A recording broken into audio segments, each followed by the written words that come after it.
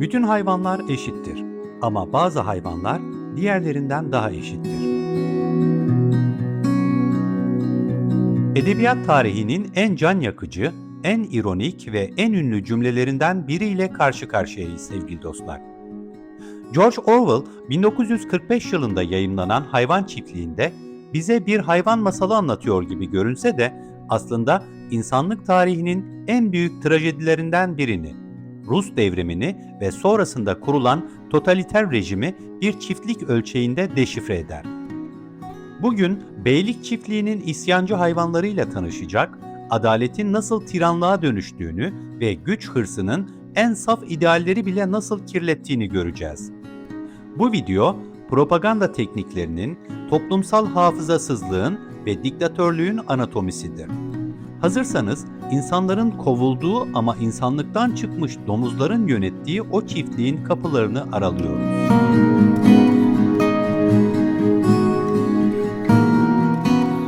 Her şey çiftliğin saygın domuzu Koca Reis'in gördüğü bir rüyayı diğer hayvanlarla paylaşmasıyla başlar.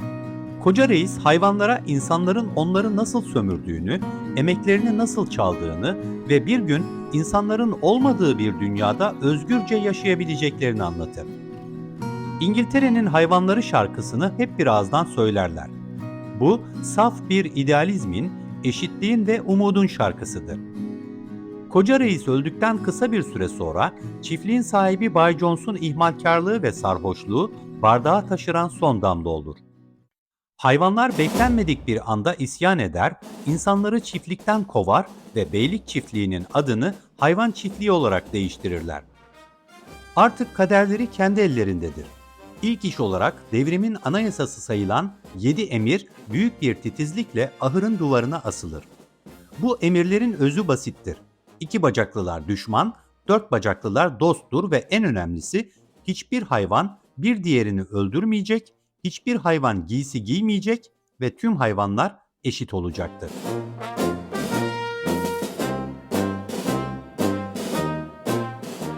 İsyanın ardından yönetim çiftliğin en zeki hayvanları olan domuzlara geçer.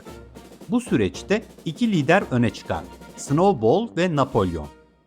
Snowball parlak fikirleri olan, hitabeti güçlü, çiftliği modernize etmek isteyen bir idealisttir.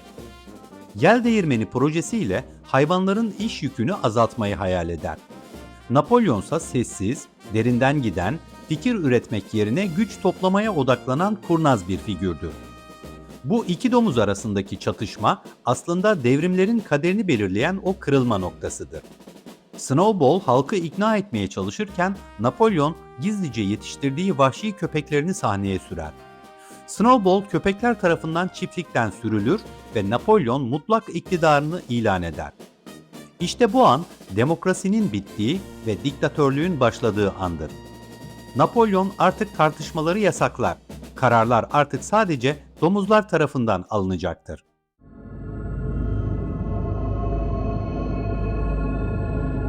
Napolyon'un en büyük silahı köpekleri kadar bir de halkla ilişkiler sorumlusu olan Squealer'dır.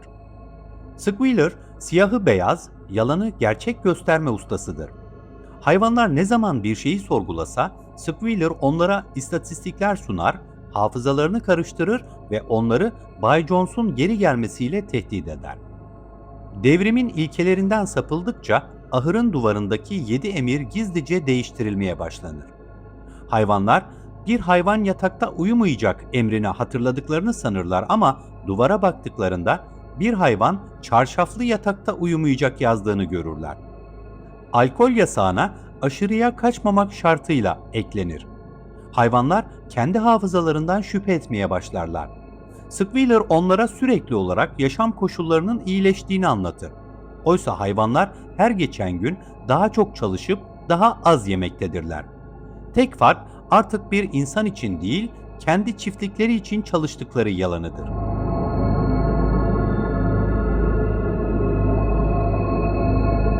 Çiftliğin en duygusal ve en trajik figürü dev beygir Boxer'dır. Boxer, devrimin motor gücüdür. Ağzından düşürmediği sloganları vardır. Daha çok çalışacağım, Napolyon her zaman haklıdır. Boxer en ağır işleri üstlenir, yel değirmenini inşa etmek için canını dişine takar. O, saf ve dürüst emekçinin sembolüdür. Ancak Boxer yaşlanıp gücü tükenince Napolyon'un ona olan vefası rejimin gerçek yüzünü ortaya çıkarır.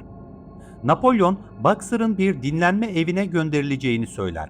Ancak onu götürmeye gelen arabanın üzerinde at kasabı ve tutkal imalatçısı yazmaktadır. Hayvanlar dehşet içinde bağırırken Squealer yine sahneye çıkar ve bunun bir yanlış anlamı olduğunu, arabanın yeni satın alındığını ve henüz boyanmadığını söyler. Boxer'ın ölümü, sadakatin ihanetle nasıl ödüllendirildiğinin en acı kanıtıdır sevgili dostlar.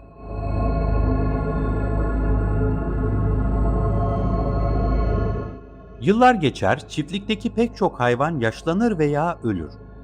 İsyanın o ilk günlerini hatırlayan çok az hayvan kalmıştır. Çiftlik artık zengindir ama bu zenginlik sadece domuzlar ve köpekler içindir. Domuzlar artık evde yaşamakta, içki içmekte, insan giysileri giymekte ve hatta iki ayak üzerinde yürümektedirler. Ahırın duvarındaki tüm emirler silinir ve yerine o meşhur tek emir yazılır. Bütün hayvanlar eşittir ama bazı hayvanlar diğerlerinden daha eşittir. Artık Napolyon etrafındaki insan çiftlik sahipleriyle masaya oturup kadeh tokuşturmaktadır. Komşu çiftliklerin sahipleri hayvan çiftliğindeki düzeni hayranlıkla izlerler. Çünkü hiçbir yerde hayvanlar bu kadar az yemekle bu kadar çok çalıştırılmamaktadır.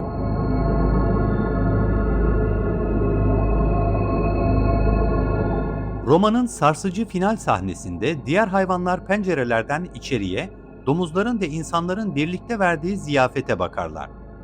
İçeride kart oyunları oynanmakta, içki içilmekte ve kahkahalar yükselmektedir. Bir ara masada hile yüzünden kavga çıkar. Hayvanlar bir domuzların yüzüne bakarlar, bir insanların, ama hangisinin domuz, hangisinin insan olduğunu ayırt edemezler. George Orwell Hayvan Çiftliği'nde bize şunu anlatır sevgili dostlar. Bir rejim sadece yöneticileri değiştiği için özgürleşmez.